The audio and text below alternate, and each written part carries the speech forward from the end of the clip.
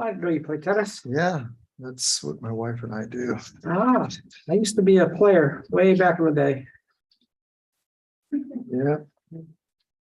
Won a tournament in college. Oh, wow. Not Yeah. anymore. I don't even know if I can play. I don't know if my shoulder even does that anymore. I haven't even tried. Mm. Because I've got a rotator thing that's been going on for a long time. That'll do it. Yeah. We're live. Your mics are hot and we're broadcasting. Yeah.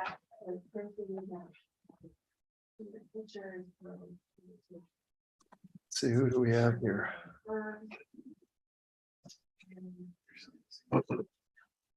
I know.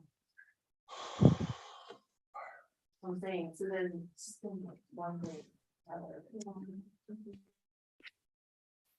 Okay, I think it's 9 o'clock. We're ready to roll with the Monterey Salinas Transit District Board Administrative Performance Committee.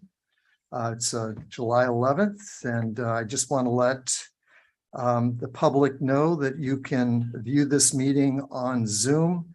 If you go to our website, there will be a web link to participate in Zoom, or you can participate by telephone at 669-900-6833. And also you can make public comments either in person, via Zoom, or via email. And if you're here today, please make sure you have a mask on and you are practicing social distancing. Okay, I call to order. It's been a while, Carl, since I've done this. Do we call order or? We generally do not do a roll Okay. call. Can't remember if we did or For not. the committee meetings. We just call to order.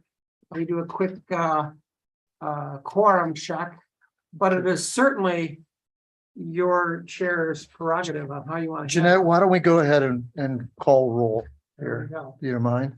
Not at all. I never read those Zoom, whether they're here or not. Not a problem. Director Albert, Here? Director Gagliotti. Director Martinez contacted and is not able to attend. Director Burnett. Director Pacheco. I see your Director Pacheco, you're here. I see you. And Director Alejo. Here. So we do have 3 out of the 6. Would that constitute a quorum of the committee? That does not constitute a quorum of the committee. So you can proceed, but it would be proceeding on information only. Thank you. And as luck would have it, all of our items are for review, and we're not asking the board to take any direction. Okay, wonderful. That's good, at least. So we will meet as a committee of the whole, I believe, as our David Laredo used to refer to it as. That's correct. Yes. Committee of the whole. Committee of the whole.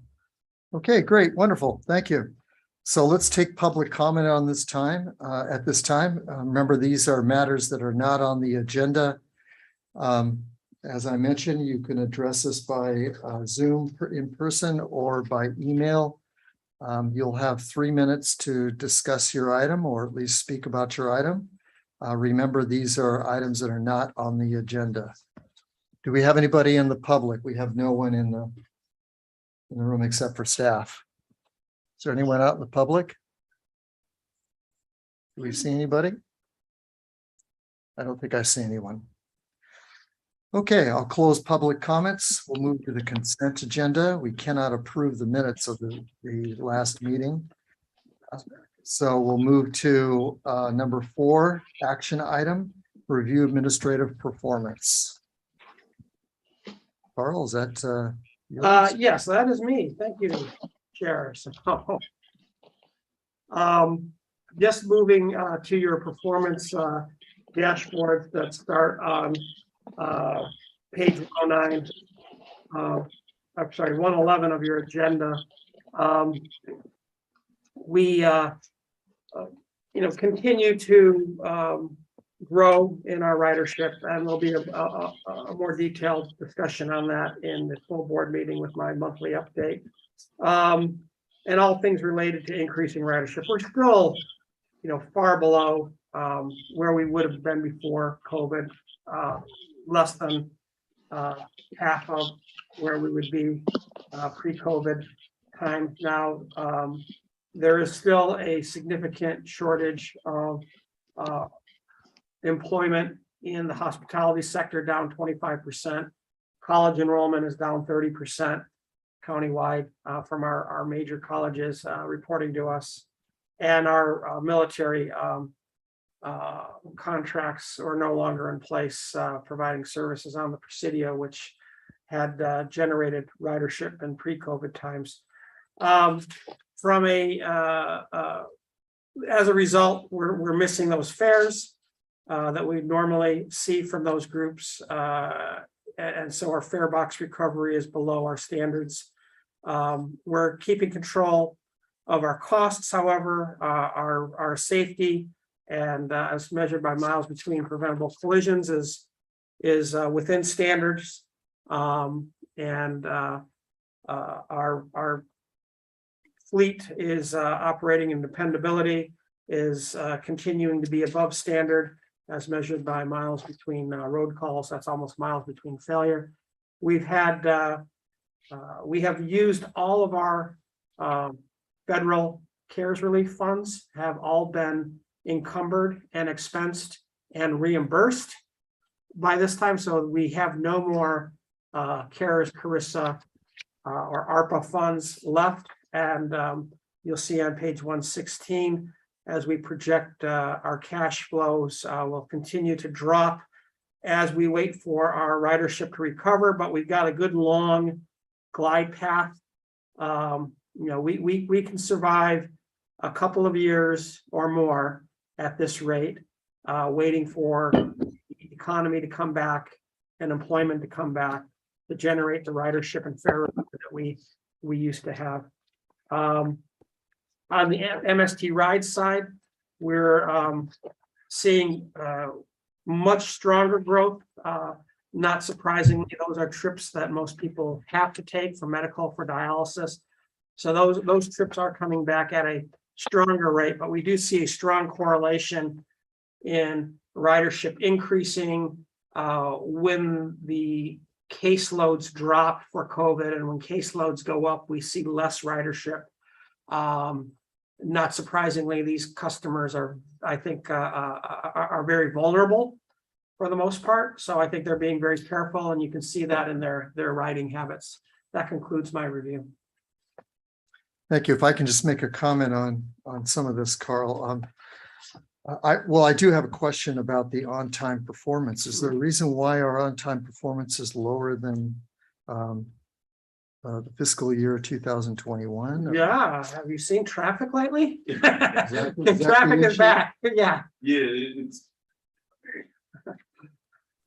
Norm Tuichibuki, Chief Operating Officer. Yeah, there's a couple of things. So even though, although we have increased ridership year over year, the number of incidents has also gone up. So things that we're dealing with both physically on the road and then on board our buses, having to deal with a little bit more. So that has led to a decrease in on-time performance. Okay, that makes sense. It does. Just a little bit more activity than usual. So it's not our fault. We're doing the best we can. Thank you. Yeah, and we try to schedule that to make certain, when we say on time, we're within 5 minutes of Yeah, schedule, I understand. right? So still pretty darn good. But we do adjust our schedules periodically if we're chronically late on a particular route. We will adjust the timing of that schedule to account for the reality of the situation.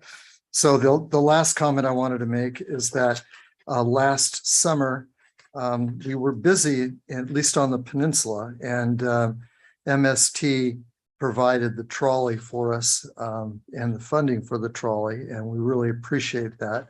This year, we have the trolley rolling, I think July 1, I believe. We came out the week before, June 25th. I Yeah. believe, yeah. And it was nice to see the trolley out there for sure. And again, thank you very much, even though there wasn't any funding from available from MST, but I'd like to thank the city also and the aquarium for funding part of that trolley.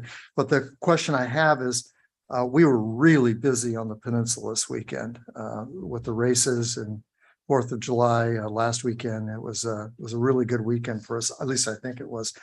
I would really be curious to know the ridership with the trolley. So if you, I'm sure you keep those numbers. We do, and we'll be reporting those. The July results will be at our September board meeting, but if you want something sooner than that, yeah. No, that's so okay. We do, I know it's been a while since we've reported the trolley results, but we have a separate report on that, and we'll have that for you. Because the trolley is really important with reducing traffic, at least downtown on the Lighthouse corridor, and I would like to make sure that it's being used correctly. One, if I may, since we brought up the trolley, one other item that we implemented beginning of July was free fare Sundays began. So fares, there are no fares on all MST services on Sundays throughout. So even if you're not in Monterey, you can enjoy a free ride all throughout our service area every Sunday between July 1 and Labor Day. And that's all day. All day Sunday, That's every great. day.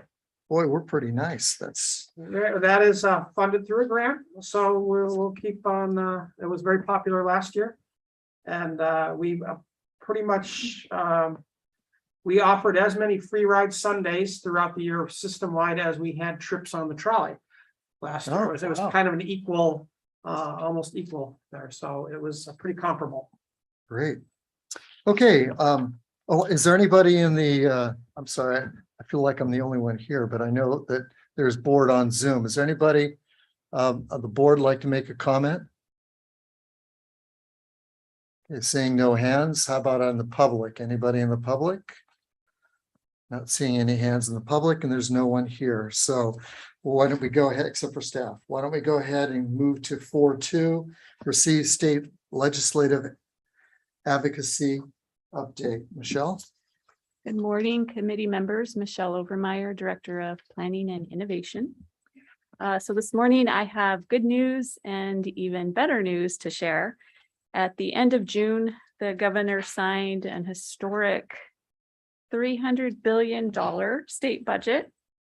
The final spending plan reflects $97 billion in surplus and weeks of negotiations between the governor and the legislative and budget leaders. So they work to address the state's transit and infrastructure needs, as well as changes related to inflation, gas prices, homelessness, public education, healthcare, and climate change. The budget commits about $8 billion to public transit and rail projects statewide over several fiscal years, and hundreds of millions of dollars to support the industry's transition to zero emission technologies. My staff report is on page 148 of the full agenda package, and it shows the significant investments in many of the funding programs that we're interested in. I do want to point out that the approved budget does not include special funding for transit operations. So the 3 months of free transit fares that we heard about earlier in the year did not get approved in the final state budget. Also, the budget bills did not contain the funding needed to advance the free transit proposals in AB 1919, although the author's still working on moving that one forward. The budget does include a $2.5 million earmark from Senator John Laird for the Surf Busway and Bus Rapid Transit project. And the better news was announced about a week after the budget was signed. So we found out last week that the Transit and Intercity Rail Capital Program grant awards were released. MST requested $25 million for the Surf project, and we were awarded our full funding request. Yeehaw. Very exciting. So now we're much closer to closing that funding gap and getting the project constructed. So on the state funding side, we have one more big grant award that's pending, a $2.5 million request to cover pedestrian and bicycle features of the SURF project, and we should get the announcements later this year. So I'll end my state legislative update there, and I can answer questions. Thank you. Thank you very much, Michelle. Is there anyone I have no questions, but is there anyone on the board that has questions? I'm not seeing any hands. David, you got any questions or anything? Okay, what about on the public? Is there any questions in the public? I don't know. I don't see any hands. And I don't see anybody here in the room. So thanks again, Michelle. Thank you very much for your update. Okay, let's move to 4.3. Receive federal legislative update. Carl, is that you? We have on the line Don Gilchrist from Washington, D.C., our federal advocate, and he can give us a rundown of what's happening on the Hill. Okay, Don, are you there? I am here. Good morning, everyone. Morning, Don. Chair, members of the committee, Don Gilchrist with Thomas Walters and Associates. Talk to you a little bit about federal legislation and your platform for this year, your agenda on the federal level. We're now in the July work period. Congress has come back from the Independence Day break and is really trying to make sustained efforts to move legislation through the process before they take that extensive summer break in August. And the idea here is they want to get things out of committee, perhaps passed by the House or the Senate, to tee them up so that they'll have a chance of getting finalized and finished and signed into law in the fall. The October 1 start of a new fiscal year on the federal level is a sort of an artificial deadline for some issues. It's an actual deadline for the appropriations bills, but that's sort of the time frame that everyone is hoping to get things across the finish line before October 1.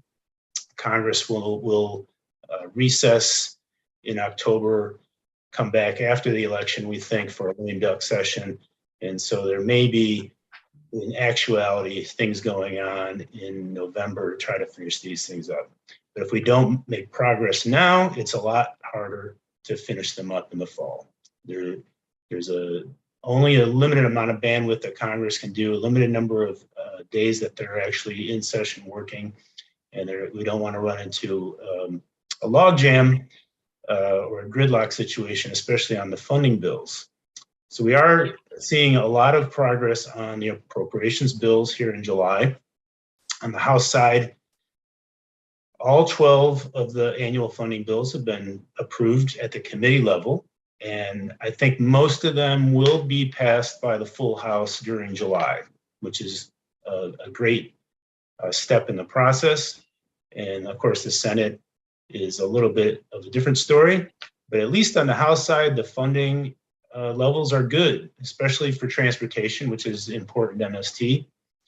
The House transportation bill includes all of the funding that was enacted into law in the infrastructure package last year, which is really where the big increases were seen. But what we see in this year's appropriations bill is it continues and sustains those.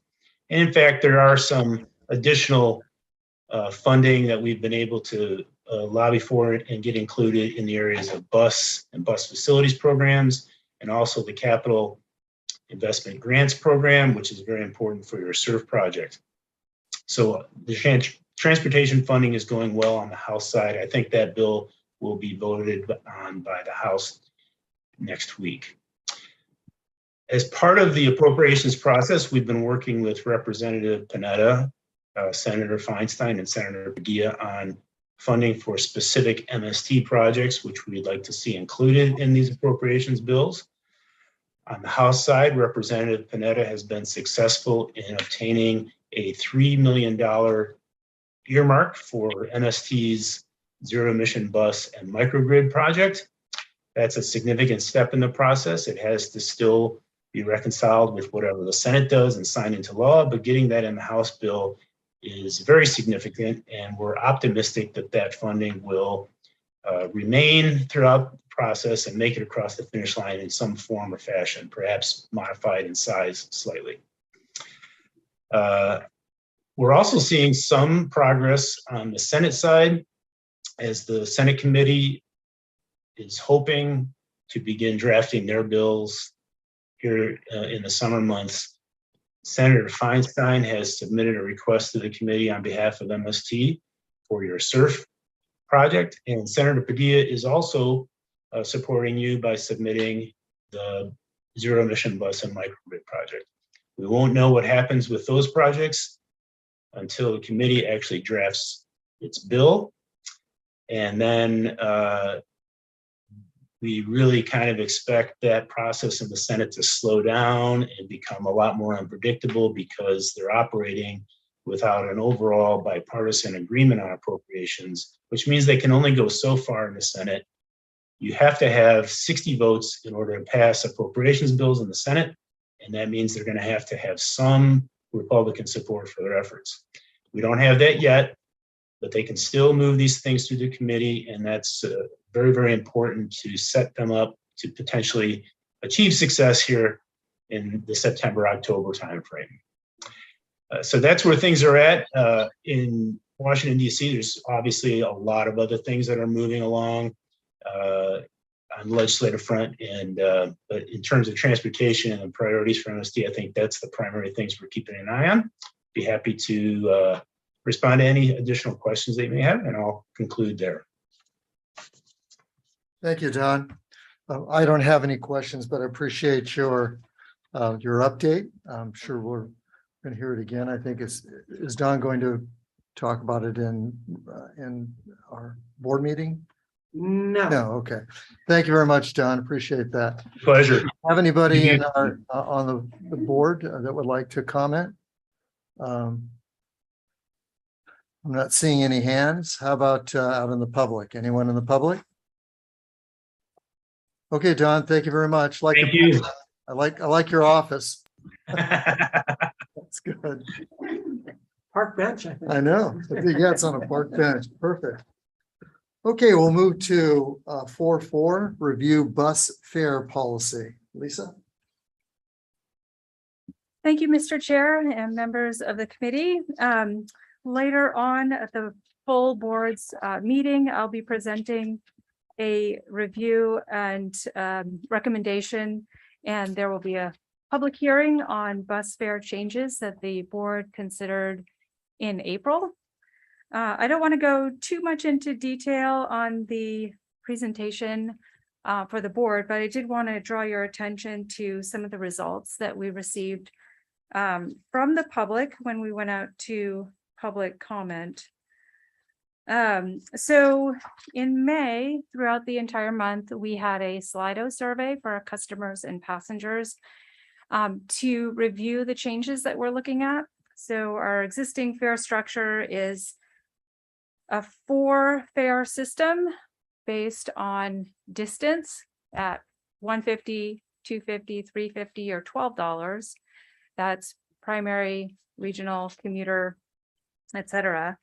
And what we're proposing to do is change the regular fare and the discount fare to $2 for 2 hours or $1 for 2 hours. The discount would be for people with disabilities, older folks, and veterans. So we sent out a Slido survey to the public, and we had overwhelming success with it. We had over 244 survey takers. 11% of those were in Spanish language and 89% were in English.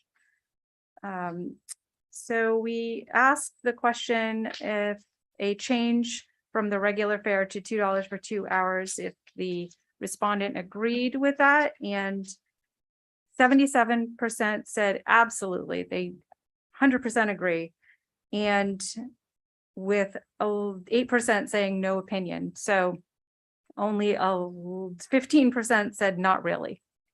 So I thought that was pretty good. But when we go to the discount fare, it goes to the support of our Measure Q populations. 81% said they absolutely agree. 8% said they had no opinion, and only 11% said not really.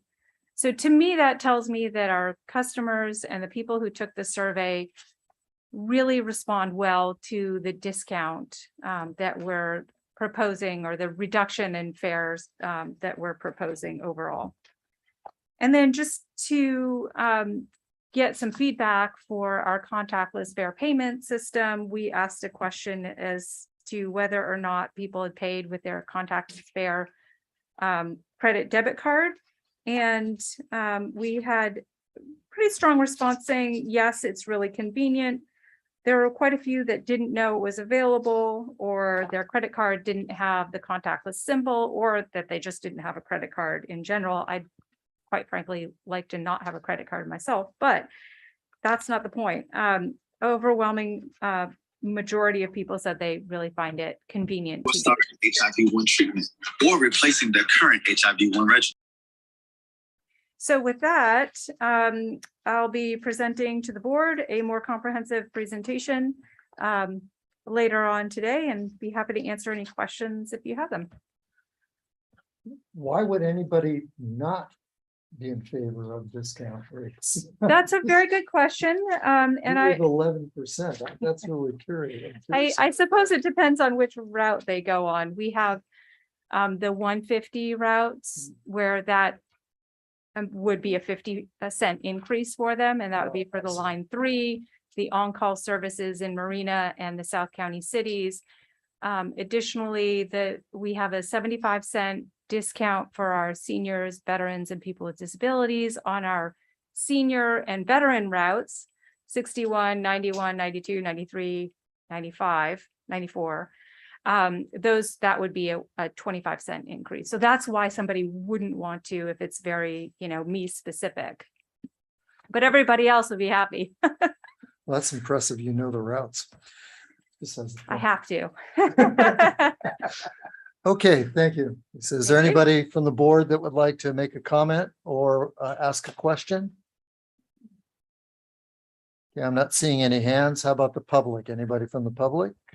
No one in the room? We have someone here in the back. Oh, you're blocked. Yep. Hi, would you like to make a comment, sir? Yes. Okay, could you come to the mic? So, oh, I'm sorry. I didn't say. We have a portable mic for him. Thank you.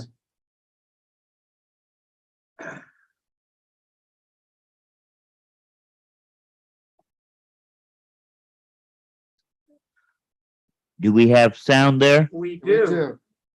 Okay.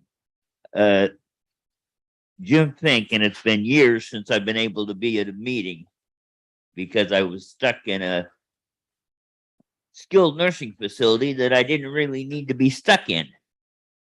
But I do have a question. I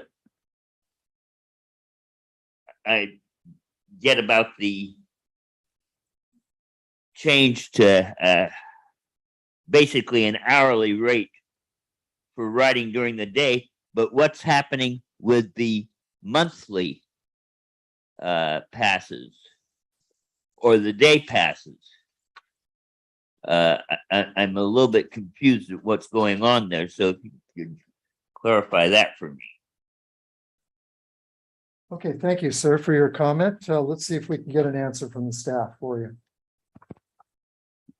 Sure, thank you for the question. Yes, we are proposing to change the weekly, the daily and the monthly Go Passes.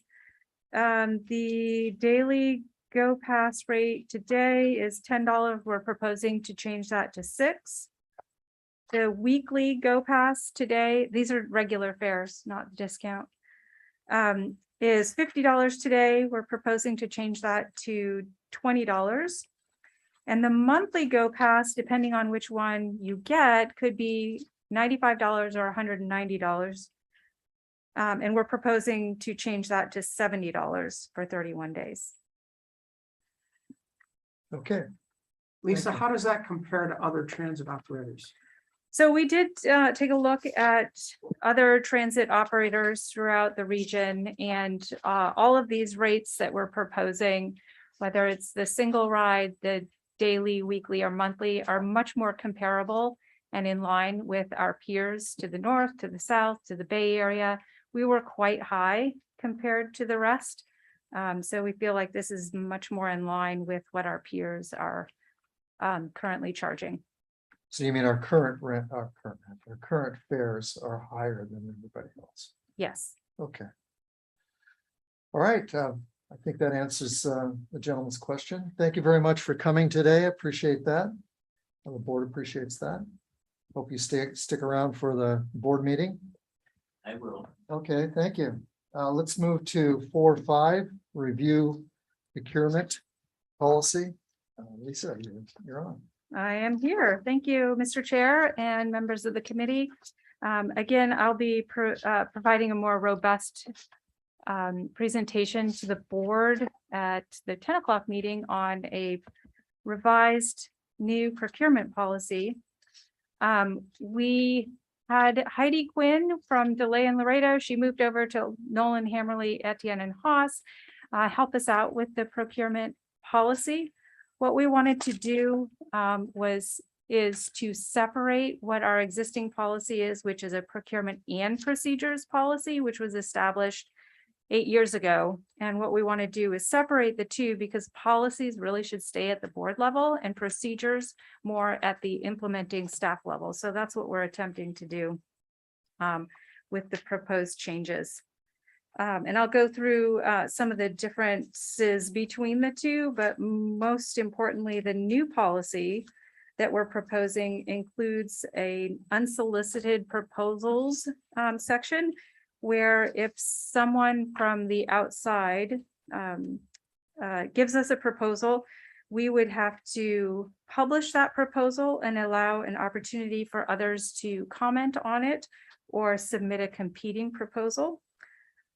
So that was the largest difference, other than separating out policy from procedure.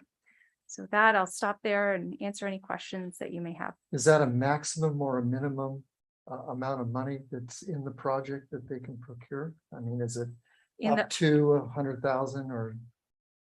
In general, or just the unsolicited proposals? Unsolicited proposals. Yeah, there's no indication as to a dollar amount within the proposed policy. Okay. Anyone from the board have a question?